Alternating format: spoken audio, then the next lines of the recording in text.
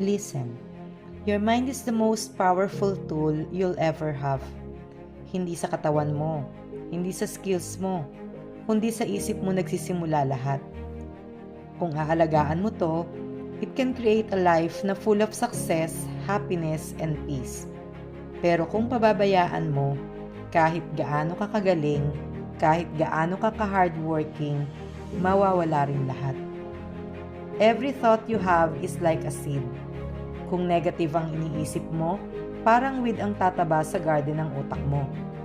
Pero kung positive, focused, at empowering ang iniisip mo, parang gold, parang treasure na unti-unting lumalaki sa loob mo. Your mind reacts to what you feed it.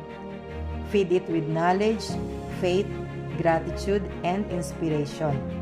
Huwag hayaan ang doubt, fear, at self-pity ang magkontrol sa iyo.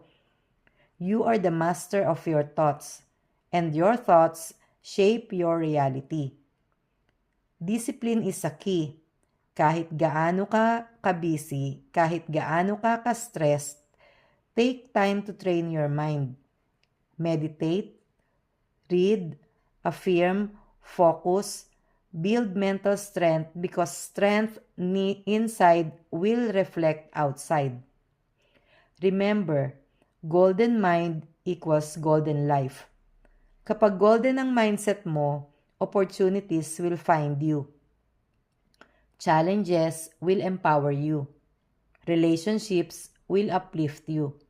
Your life will shine brighter than you ever imagined. It's not magic. It's choice and consistency.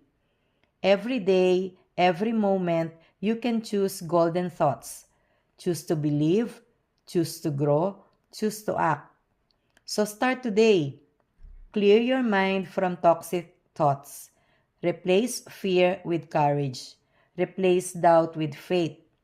Replace worry with action. Every thought matters.